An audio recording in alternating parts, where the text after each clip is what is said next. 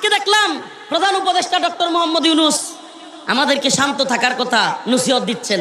একটু আগে ওনাকে যখন পররাষ্ট্রমন্ত্রী সিঙ্গাপুর থেকে ফোন দিছে যে হাদির অবস্থা সংকটাপন্ন, আসলে রিয়েলিটি হলো এরা জাজ করতে চাচ্ছে যে হাদি নাই।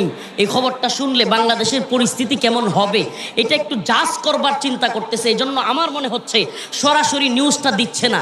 যদি এমনটা হয়, যারা আমাদেরকে বুদ্ধি দিচ্ছেন যে আপনারা শান্ত থাকুন, আপনারা শক্ত থাকুন, মানসিকভাবে শক্ত হন, এমন একটা নিউজ আসতে পারে, তাদেরকে বলি সাবধান। হাদি ভাইয়ের যদি কিছু হয়, যদি হাদির কিছু হয়, কথা দিলাম আমার ভাই যদি চলে যায়, ইনশাআল্লাহ বাংলার প্রত্যেকটা ঘরে শান্ত থাকা হবে না, শক্ত থাকা হবে না, চলবে ঘরে ঘরে আগুন জ্বালিয়ে দেওয়া হবে, আগুন জ্বালিয়ে দেওয়া হবে।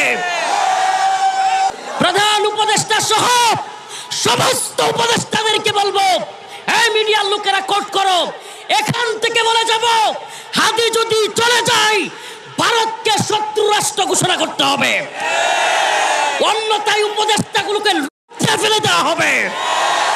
বদমাইশদেরকে বলবো, তার দলকে বলবো শত্রু রাষ্ট্র ঘোষণা করতে হবে, ভারতের দূতাবাস বাংলাদেশ থেকে হটিয়ে দিতে হবে, দূতাবাসের প্রত্যেকটা ইট আমরা খুলে নিয়ে আসবো। এদেশের তাওহীদবাদী যুবকদেরকে বলবো, যুবক তৈরি হও, এদেশে ফরজে আইন হয়ে যাচ্ছে, অচিরেই হিন্দুবাদীদের বিরুদ্ধে ফতোয়া আসবে। উলামায়ে উম্মত মুজাহিদ উলামায়ে কেরাম ফতোয়া দিবে। ওই শায়েক আর ওই পেট আর পকেটের দান্দাবাজ মুফতিদের দিকে তাকায় থেকে লাভ নাই।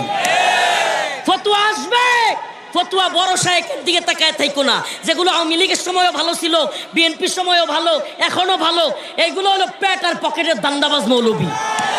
ফতোয়া আসবে মর্দে মুজাহিদ আলমদের থেকে, আসার সাথে সাথে যার যা আছে তাই নিয়ে আমাদের বিরুদ্ধে নামতে হবে।